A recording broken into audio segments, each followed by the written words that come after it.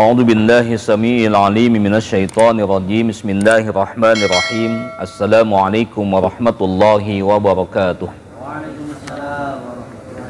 Alhamdulillahi rabbil alamin wal 'aqibatu lil muttaqin wala 'udwana illa 'alal zalimin.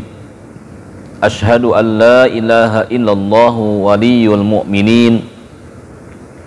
Wa ashhadu anna sayyidana wa nabiyyana Muhammadan abduhu wa rasuluhu al-mab'usu rahmatan lil alamin.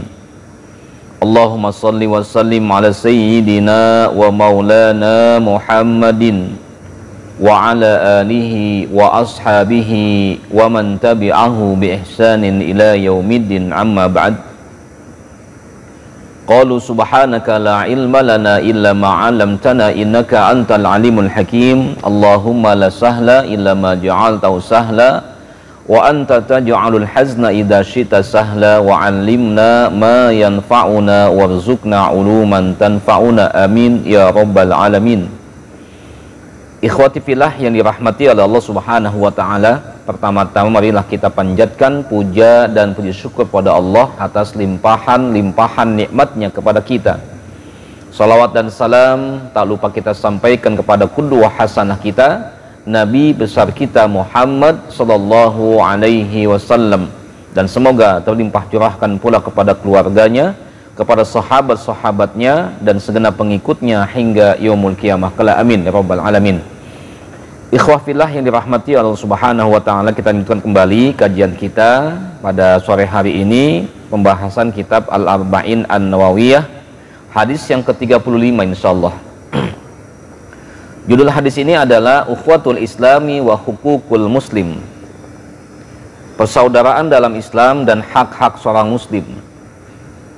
An Abi Hurairah radhiyallahu anhu qala, dari Abu Hurairah radhiyallahu an, semoga Allah Subhanahu wa taala meridhoinya, dia berkata, qala Rasulullah sallallahu alaihi wasallam, telah bersabda Rasulullah sallallahu alaihi wasallam, la tahasadu, janganlah kalian saling mendengki, wala tanajasu, janganlah kalian saling menipu, wala tabagadu, janganlah kalian saling membenci, wala tadabaru, janganlah kalian saling membelakangi, wala yabi'u ba'dukum ala bai ba'din, janganlah seseorang di antara kalian satu sama lain membeli sesuatu yang sudah dibeli oleh orang yang lainnya. Wa kunu ibadallahi ikhwana, dan jadilah hamba Allah yang bersaudara. Al muslimu akhul muslimi la yazlimuhu, muslim itu adalah saudara muslim yang lainnya. La yazlimuhu, tidak boleh menzoliminya. Wala yakdibuhu, tidak boleh membohonginya. Wala yahkiruhu, tidak boleh merendahkannya. At-taqwa hahuna wa yusiru ila sadri salasa marat. Hakikat takwa itu ada di sini, kata Nabi.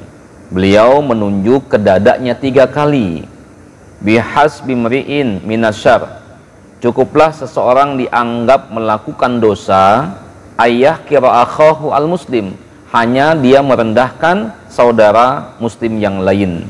Kulul muslimi alal muslimi haramun, setiap muslim atas muslim yang lainnya diharamkan. Damuhu, darahnya, wa maluhu, hartanya, wa irduhu, kehormatannya. Rawahu Muslim, hadis ini adalah riwayat Muslim. Baik ikhwah yang dirahmati oleh Allah Subhanahu wa taala, ada beberapa hal yang dilarang oleh Nabi kita Muhammad sallallahu alaihi wasallam dalam hadis ini. Yang pertama adalah la tahasadu, janganlah saling mendengki. Apa itu dengki? Ya. Dengki secara bahasa adalah, ya, bahasa ataupun secara syariat adalah menginginkan hilangnya nikmat orang yang didengki. Wa auduha ilal hasid au ila ghairihi, dan nikmat tersebut pindah ke dirinya atau kepada orang lain. Itu namanya dengki. Jadi kita menginginkan nikmat orang lain hilang. ya. Dan kalau bisa nikmat itu pindah ke dirinya, atau kalau enggak ke dirinya, kepada orang lain selain orang yang didengkinya. Itu hasad ya. Wa huwa khuluqun damimun markuzun fi tibail bashar. Nah, dengki ini, hasad ini adalah akhlak yang tercela. Ini ya, sumbernya di mana? Dikembalikan kepada tabiat manusia. Ya. Jadi asalnya manusia itu apa? Asalnya secara tabiat manusia itu tidak ingin, tidak suka jika ada orang lain yang melebihinya. Gak suka ya, melebihi dari sisi penghasilan, itu nggak suka. Kadang ada yang suka membanding-bandingkan, gaji dia sekian, gaji saya sekian. Atau kalau misalkan ada daftar gaji gitu ya, dia banding-bandingin, wah ini gaji saya harusnya sekian nih, gitu ya. Itu secara fitrah manusia begitu, ada tabiat manusia seperti itu ya. Maka muncullah kedengkian ya, dari sisi harta tadi ya, ataupun yang lain-lainnya lah, popularitas ya. Kalau di kalangan artis itu, artis nggak mau tuh ada yang saling apa namanya, yang bisa mengalahkan ya. Kalau ada apa wajah baru tampil, sudah tuh ya, mulai dia berupaya bagaimana nih supaya dia tetap eksis, jangan sampai kalah dengan yang muda-muda. Tabiat manusia begitu ya, asalnya begitu. Tetapi ketika tabiat ini mengikuti tuntunan yang diajarkan oleh Nabi kita Muhammad SAW, maka tabiat manusia yang asli gitu ya, yang cenderung tidak suka jika ada yang melebihinya atau mengalahkannya, maka ini ditundukkan dengan apa? Dengan tuntunan yang diajarkan oleh Nabi kita Muhammad SAW. Kata Nabi apa? Wala tahasadu, janganlah kalian saling mendengki. Kenapa? Allah Subhanahu wa Ta'ala sudah melebihkan satu sama lain di antara kita. Wala tatamannau ma faddalallahu bihi ba'dakum ala ba'din. Kata Allah, janganlah kalian menginginkan keutamaan yang sudah Allah berikan satu sama lain di antara kalian. Kita itu punya kelebihan, punya kekurangan. Pada orang yang kita anggap punya kelebihan, tentunya dia pun punya kekurangan yang tidak kita miliki, yang di satu sisi itu adalah kelebihan kita. Jadi saling mengisi harusnya gitu ya. Ada yang wajahnya tampan tapi otaknya kurang bagus, misalkan begitu. Ada yang wajahnya nggak tampan, cuman otaknya bagus, cerdas, misalkan. Ada yang begitu ya. Sangat jarang kita temukan orang yang tampan, cerdas ya, sempurna lah dirinya. Sangat jarang kita temukan tuh. Udah tampan, cerdas, kaya ya, supel ya, komunikatif. Biasanya orang-orang yang cerdas itu kan kutu buku ya, kita anggap dia mah gaulnya sama buku mulu ya. Saya pernah tuh ngomong sama anak ya, kamu kalau gaul sama anak-anak itu tuh yang bintang-bintang pelajar gitu ya, yang ranking 1, yang pintar-pintar kelas kamu. Dia bilang apa? Nggak gaul Bi, bilang gitu, nggak gaul mereka itu gitu kan. Pendiam semua gitu kan ya. Aku sih senengnya sama yang gaul-gaul, kemana-mana suka kongko-kongko katanya gitu. Oh gitu ya, nggak semua begitu ya, tapi memang sangat jarang sekali ada anak yang cerdas, tampan, pergaulannya supel, bagus gitu ya. Pasti ada minusnya ya. Jadi disinilah masing-masing kita punya potensi, yang kalau potensi itu kita manfaatkan untuk kebaikan, maka insya Allah mendatangkan manfaat buat yang lainnya, terutama buat diri kita. Maka tadi ya, akhlak kita ini udah baik. Akhlak manusia itu ya, saya katakan ya, akhlak manusia sebelum adanya risalah Nabi Muhammad itu sebenarnya sudah baik, tetapi belum sempurna. Ya, maka Nabi Muhammad SAW diutus oleh Allah Subhanahu wa Ta'ala ke atas muka bumi. Kata Nabi apa? Innama bu'istu liutammima makarimal akhlaq. Sesungguhnya aku diutus tak lain dan tak bukan adalah untuk menyempurnakan akhlak yang mulia. Jadi hakikatnya apa? Manusia itu secara fitrah sudah memiliki kemuliaan akhlak, tapi juga ada sisi-sisi jeleknya, ada gitu loh ya. Nah, kemuliaan akhlak ini belum dianggap sempurna kecuali setelah ya di bawah tuntunan akhlaknya Rasulullah Sallallahu Alaihi Wasallam. Karena kenapa? Terkadang sesuatu yang baik di dalam kehidupan kita, sesuatu yang baik di mata manusia belum tentu baik di mata Allah. Ya, belum tentu baik di mata Allah Subhanahu wa Ta'ala. Contoh misalkan nih, laki-laki dengan perempuan yang bukan mahramnya. Misalkan ada seorang guru SMA ya, punya murid SMA ya, perempuan. Kemudian murid perempuannya ini cium tangan kepada gurunya dengan cium tangannya gitu ya. Secara etika umumnya itu baik ya, tetapi secara Islam enggak. Karena kenapa? Itu bukan mahramnya. Usia SMA kan sudah pada balik. Wanita zaman sekarang usia kelas 4 SD saja itu sudah balik. 4 SD loh ya. Saya punya murid ya, saya tahu ketika nggak sholat, kamu kok nggak sholat? Lagi halangan pak. Dalam hati kelas 4 ya, 4 SD ya. Mungkin banyak faktor juga, makanan gitu ya, tayangan-tayangan televisi bisa jadi. Maka jangan kaget kalau zaman sekarang itu ada anak-anak kecil tuh begitu mahirnya menyanyikan lagu-lagu dewasa. Jangan kaget gitu, jangan kaget, karena gitu pola ya pergaulannya beda dengan dulu zaman-zaman ya tahun 90-an ke sana. Makanan pun beda ya. Kalau dulu makan makanan yang bermerek-merek itu sangat langka loh ya. Anak sekarang coba dikasih apem, nggak tahu apem itu apa. Kue apem, antum tahu kue apem? Masih kenal? Alhamdulillah ya. Dikalahkan oleh Pizza Hut, sudah kalah ya. Tempe disingkirkan, tahu disingkirkan, lebih seneng donat gitu ya.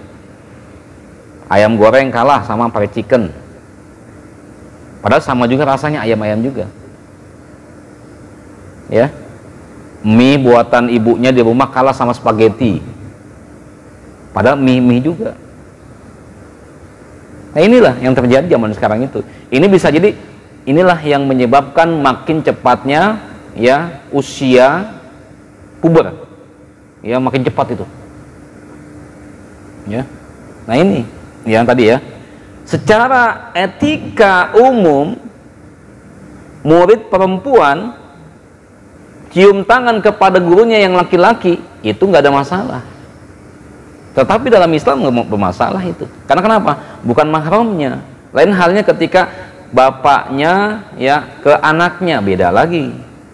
Dalam Islam itu mahram ya. Sampai ada yang bilang itu di sekolah Islam kok mengajarkan akhlak yang benar itu. Kenapa emang?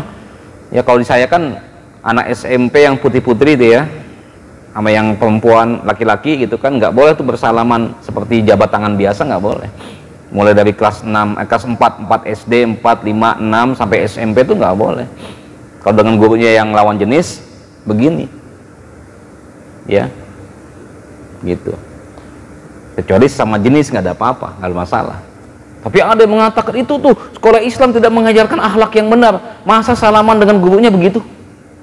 Berarti yang nggak ngerti bukan sekolah Islamnya, tapi andanya nggak ngerti hukum Islam, andanya nggak ngerti akhlak Islam gimana.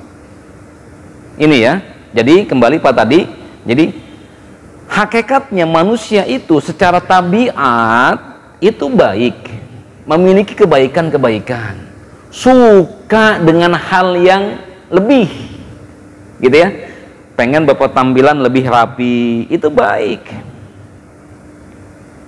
ya. Wanita pengen tampilan lebih cantik ya, lebih wangi badannya, tapi ada akhlak yang dituntunkan oleh Islam. Bagaimanakah seharusnya wanita ketika keluar rumah, bagaimana pakaiannya, bagaimana, nggak sembarangan gitu ya, kan gitu. Ah, jadul banget sih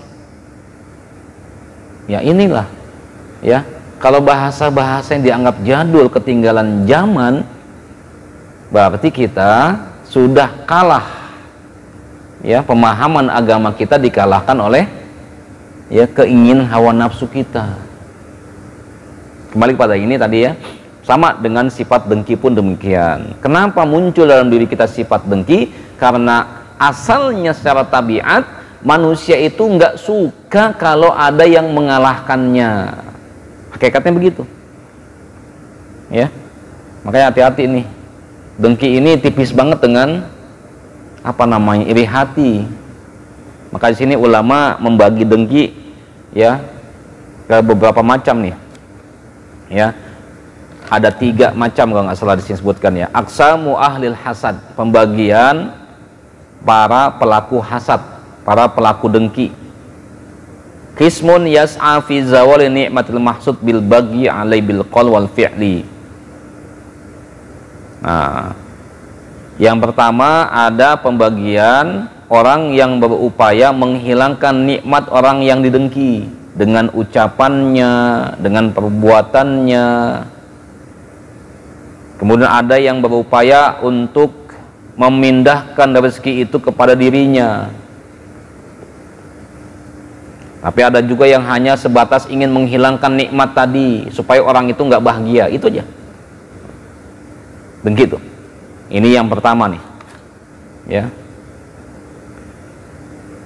Ada dengki yang kedua, qismun akharun minan nas idza hasada ghairahu lam ya'mal bi muqtada hasadihi. Ada yang dengki kepada orang lain tetapi dia tidak melakukan apa-apa. Dengki dalam hati. Walam yabghi 'alal mahsud bi qaul wala bi fi'lin, dan juga tidak melakukan hal-hal yang melanggar hukum Islam baik dengan ucapannya ataupun dengan perbuatannya. Diam aja udah, dia ngelihat aja gitu, yang ngelihat aja seperti itu. Kalau begini saja nggak dosa nih gitu ya, ngelihat orang lain. Kadang kesel juga ya kalau ada orang yang lebay ya, yang berlebihan ya, pakai emas gini-gini gitu kan, atau lihat orang yang gayanya kelebihan lah gitu. Kita kadang kesel ya, pakai lipstick menor misalkan, atau ada orang yang jalannya gagah begini-giniin gitu kan. Kita kadang kesel ya. Kalau hanya kesel aja tanpa kita buktikan dengan ucapan kita atau perbuatan kita, nggak apa-apa, nggak dosa. Cuma jangan diperturutkan terus gitu ya. Ya, di sini ya. Kalau misalkan terpancing untuk melakukan sesuatu, menyikapinya dengan respon ucapan ataupun perbuatan, nah yang itu dosa ya. Tapi kalau misalkan udahlah, emang udah gitu dia, lapang dada aja udah, meskipun awal kesel juga gitu kan ya, tapi nggak ada apa pengungkapan dengan ucapan ataupun dengan perbuatan, udah simpen di hati aja. Pernah nggak antum melihat nonton film sinetron lah gitu kan, kadang sinetron kita kan gayanya glamor gitu ya, wow, kehidupan hedonis gitu kan ya, ditampilkan kehidupan kaya gitu kan. Karena kesel nggak gitu, ada dongkol juga ya, kacau nih gini nih ya, menunjukkan kehidupan begini nih ya. Asalkan nggak dengan ucapan menghina-hina nggak apa-apa. Tapi itu kan hanya sinetron aja. televisi doang, tonton apa tayangan drama lah gitu ya, atau nonton infotainment. Kesel nggak lihat ada acara bedah dompet artis? Pernah ada tuh ya, tasnya dibuka-bukain, apa aja sih tasnya sih, ternyata dalam tasnya ada barang-barang mewah. Nah itu ya, kadang bikin kesel orang lain tuh ya. Kita mah biarin aja dah, nggak usah inilah gitu kan. Kalau pengen nggak dosa tadi, cukup di hati saja, ngelus dada, ya Allah kok begitu banget sih gitu ya, begitu banget gitu ya. Baik, itu yang kedua ya. Jadi dia dengki tapi dia tidak melakukan apa-apa dengan kedengkiannya itu, udahlah ya. Kalau dia lakukan dalam bentuk ucapan atau perbuatan, maka dosa gitu. Yang ketiga, kelompok yang ketiga atau macam yang ketiga dari dengki adalah apa? Kismun idza wajada fi nafsi al-hasada sa'a fi izalatihi. Nih yang bagus nih. Ketika muncul kedengkian dalam hatinya, dia berupaya untuk menghilangkan kedengkian itu. Ya. Ini teman gajinya gede banget sih. Ada nggak? Kadang-kadang gitu ya, kesel gitu ya. Padahal kan baru masuk. Pernah nggak begitu? Ya, mentang-mentang anak sayangan bos nih. Hah? Kadang ada ya kan? Jujur aja lah, pasti ada. Ya, pasti ada. Baru juga setahun, gua yang udah 5 tahun nggak naik-naik gaji. Dia baru setahun, wah, udah langsung diangkat posisinya. Gajinya gede lagi. Itu terjadi loh. Ya, karena saya terus aja, saya itu yang di yayasan ini yang suka nanganin gaji. Jadi suka ada yang komplain ke saya, Pak Ustadz, itu kok belum lama udah gede banget gajinya. Gitu ya. Nah, gitu. Saya bilang ini bukan keputusan saya, tapi keputusan bersama. Di yayasan itu ada kepemimpinan kolektif, bukan pribadi saya loh, tapi kolektif kita memutuskan. Kenapa? Beban tugas dia beda dengan antum. Antum sanggup gak kalau saya kasih tugas-tugas dia? Enggak. Nah itu. Ya, disitulah kadang yang tidak bisa mengerti. Makanya tadi tuh, kalau ada perasaan seperti itu, nah ini bagian yang keempat nih ya. Yang ketiga, itu hilangkan sudah. Ya, dia berupaya menghilangkannya. Wa fil ihsani ilal mahsudi bi ibda'il ihsan ilaihi wa du'a lahu wa nasu qada'ihi.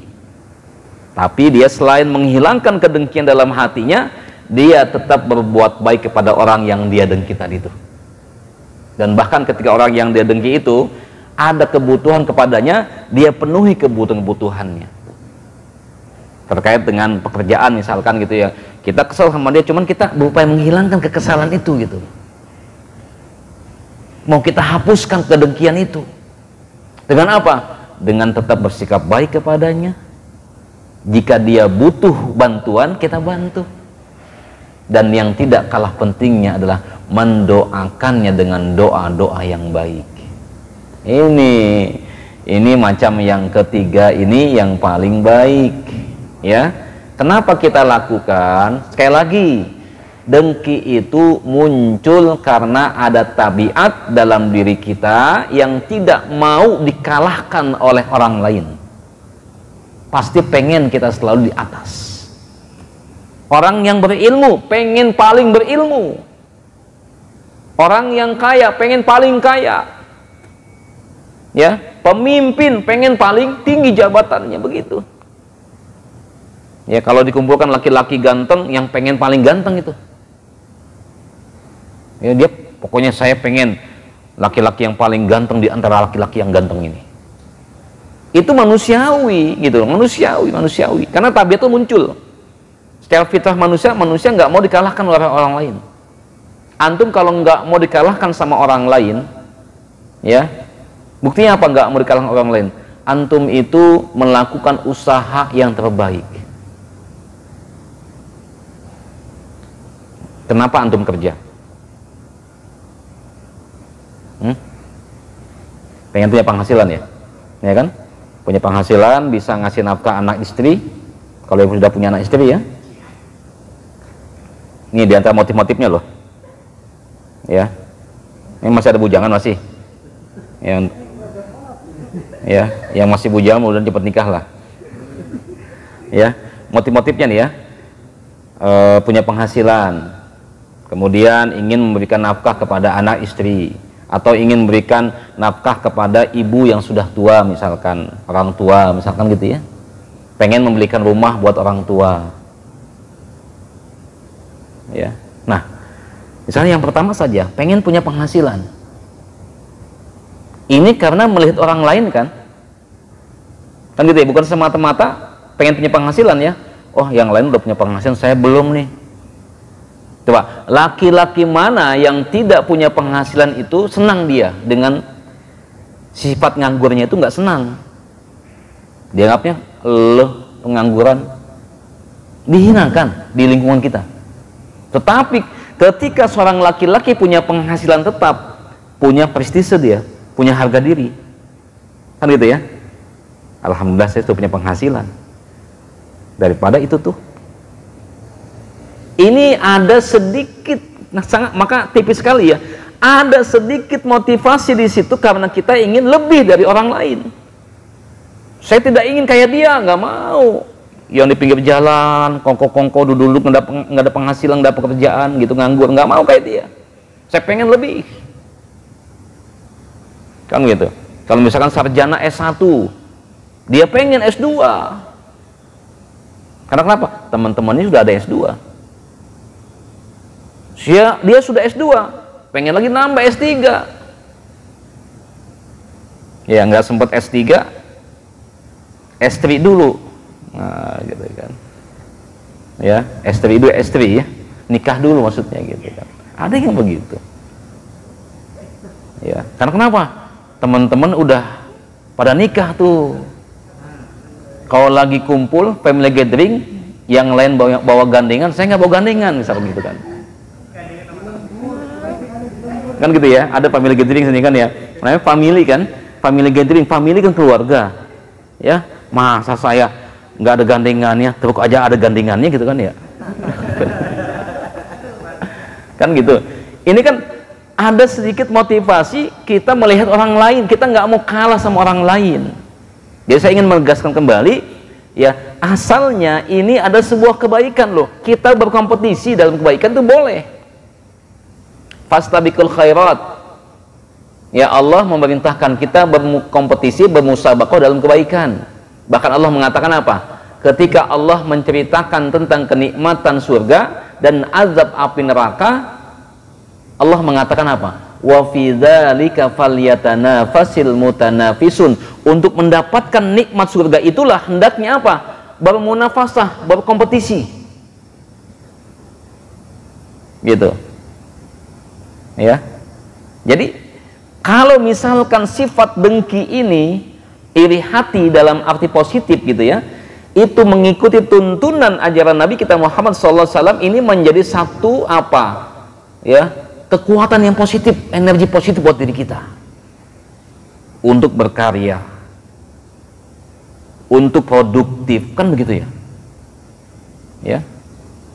Tadi tuh. Jadi ada hal yang menyebabkan kita ini berkompetisi karena kita tidak mau dikalahkan oleh orang lain. Tetapi kalau misalkan ya tidak mau dikalahkan oleh orang lain ini, bentuknya adalah mendengki orang lain, itu yang tidak boleh. Kalau mau berkompetisi, silakan berkompetisilah secara sehat, dengan cara yang baik. Tidak boleh menyakiti, tidak boleh menipu, tidak boleh ya menimbulkan permusuhan dan seterusnya. Nggak boleh itu. Ya itu ya. Ini hasad ya. Jadi hasad ada 3 macam tuh pembagiannya ya. Ada orang yang hasadnya ya, kemudian dia betul-betulkan hasad itu, kemudian dia ungkapkan hasadnya itu dengan ucapan, dengan perbuatan. Ini pertama. Ada juga orang yang hasad ya, pembagian yang kedua, tapi dia tidak melakukan apa-apa meskipun dalam dirinya ada hasad. Dia pendam saja, tidak dia buktikan dengan ucapan, tidak dia ungkapkan dengan perbuatan, tidak, tapi dia pendam saja. Tetapi kata ulama ya, kalau dipendamnya kedengkian ini namun dalam hatinya dia menginginkan keburukan kepada orang lain yang dia dengki, itu dosa meskipun tidak diucapkan dalam doanya, ya Allah hancurkanlah kehidupannya ya Allah, misalkan gitu, itu nggak boleh, itu dosa. Tapi kalau hanya dipendam saja, tidak ada reaksi apa-apa dalam dirinya, berupaya untuk dipendam saja, itu nggak apa-apa. Tapi yang terbaik adalah yang ketiga, ketika ada kedengkian dalam diri kita, maka hendaklah kita hilangkan sekuat tenaga kedengkian itu. Yang bagus yang ketiga nih, gitu ya. Baik, yang kedua, larangan yang kedua yang disampaikan oleh Nabi kita Muhammad SAW dalam hadis ini adalah wala tanajasu, janganlah saling menipu. Kata menipu ini atau an-najas asalnya itu adalah praktek tipu menipu dalam transaksi jual beli, kasus khususnya ya. Jadi kata an-najas ini awalnya digunakan untuk praktek nipu menipu dalam hal jual beli.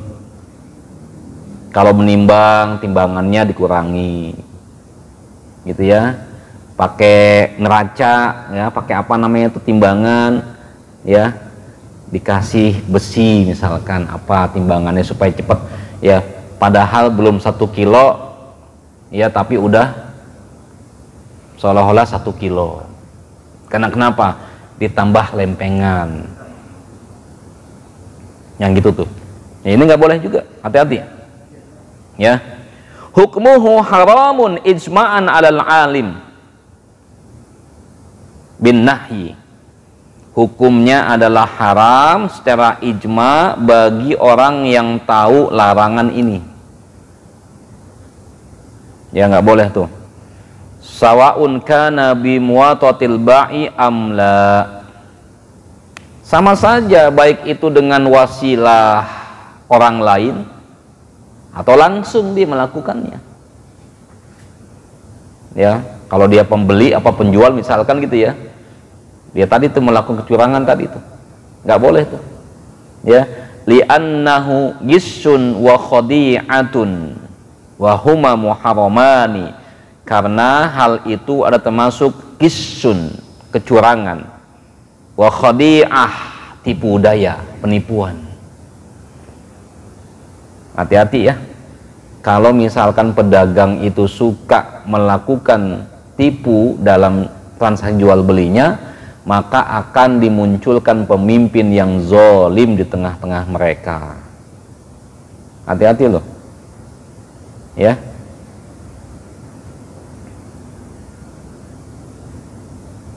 Baik ya, itu ya, itu yang kedua tuh.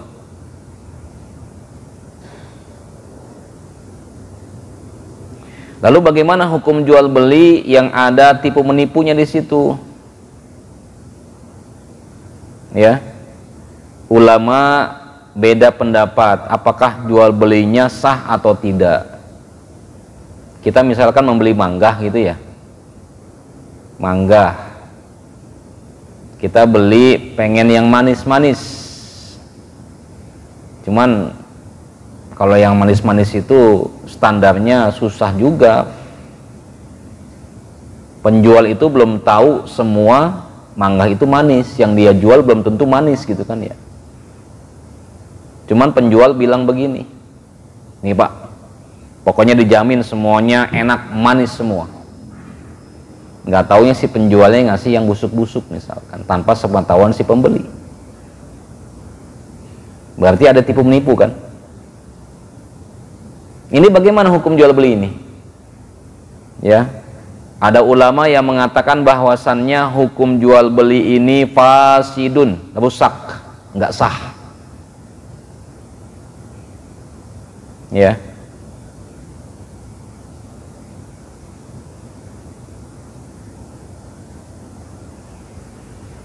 Tapi ada juga mengatakan in kana an-najis wa al-ba'i aw man wa ta'ahu al-ba'i 'ala najas faqad fasad. Li'anna nahya huna ya'udu ilal aqid nafsuh. Wa illam yakun kadzalik lam yusid li'annahu ya'udu ila ajnabi. Pendapat yang pertama itu mengatakan kalau jual beli di situ ada tipu menipu, kalau pelakunya ini penjual atau pembeli, ya, ataupun hanya penjual saja, maka jual belinya rusak, tidak sah, gitu ya. Jadi kalau ada tipu menipu, pokoknya jual belinya sah, nggak sah, baik yang menipu itu pembeli ataupun penjual. Penjual nipu, pembeli bisa nipu ya, bisa. Ya, bagaimana nipu kalau si pembeli menipu si penjual? Ya, duit palsu itu kan ya, pakai duit palsu misalkan.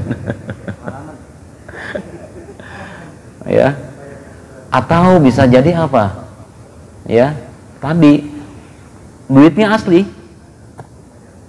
ya, cuma bayarnya nggak utuh, nggak sesuai dengan harga gitu, bisa gitu, ya. Atau uangnya sobek, nggak laku, dibuat seolah laku gitu kan, ada gitu ya, ada. Ini gimana kalau pendapat yang pertama? Kalau yang melakukan itu baik yang melakukan itu pembeli atau penjual, itu jual belinya tidak sah. Kalau pendapat yang kedua mengatakan kalau yang melakukan penipuan itu adalah penjualnya, ya, sedangkan si pembeli tidak melakukan penipuan, jual belinya tidak sah, ya, tidak sah. Kalau yang melakukannya adalah penjualnya, ya. Maaf, kalau yang melakukan penjualnya, pendapat yang kedua ini tetap sah jual belinya, maaf ya tadi ya, soal lagi supaya antum gak bingung. Kalau yang melakukan penipuan adalah penjual atau pembeli, ini pendapat yang pertama ya, maka jual belinya nggak sah. Pendapat yang kedua, kalau yang melakukan penipuan itu adalah penjual, jual belinya tetap sah, gitu ya. Karena kenapa? Pembeli itu dianggap orang asing yang nggak tahu sama sekali tentang adanya tipu menipu, kecuali yang melakukan penipuan itu adalah si pembeli, jual belinya nggak sah, gitu ya. Ini pendapat yang kedua. Jadi intinya di sini sebenarnya apa namanya ya? Ya pada umumnya ini adalah perbuatan yang tidak baik gitu loh, tipu menipu ya. Kalau antum beli mangga atau beli motor misalkan ya, motor second ya, nggak taunya itu ada mesin yang rusak, tapi kata si pembeli nggak rusak gitu, bagus gitu kan ya, dipakai seminggu 2 minggu masih bagus, begitu pas minggu ketiga jebol langsung mati motornya. Yang nipu siapa nih? Si pembeli kan, si penjual ya. Maka ini jual belinya tetap sah, iya, jual belinya tetap sah kalau mengikuti pendapat yang kedua tadi. Tapi antum sebagai pembeli punya hak untuk menuntut, karena seorang pembeli itu punya yang namanya hak jika barang belian itu tidak sesuai dengan persyaratan yang disepakati. Barangnya mulus, tiba-tiba lecet, mesinnya bagus, tiba-tiba sudah rusak, itu boleh komplain. Makanya kalau bisa sebelum terjadinya akad harus ya dilakukan dulu ya penelitian yang benar tentang barang yang akan dibeli. Karena seorang pembeli itu punya yang namanya hak khiyar, hak memilih. Jadi atau tidak jadi membeli barang itu. Maka jangan gegabah membeli sesuatu. Baik, ya itu poin ya. Jadi yang pertama, tidak boleh kita saling mendengki, dan yang kedua, tidak boleh kita saling menipu satu sama lain. Bukan hanya dalam hal jual beli saja, dalam hal apapun tidak boleh kita menipu. Tapi ada nipu yang boleh dilakukan, yaitu dalam peperangan dengan musuh Islam. Ya Allah alam shawab. Sementara itu saja mungkin. Nanti insya Allah kita akan lanjut kembali pembahasan hadis yang ke-35 ini pada pertemuan bulan yang akan datang dengan izin Allah Subhanahu wa taala. Wallahu a'lam. Ya, kita cukupkan. Assalamualaikum warahmatullahi wabarakatuh.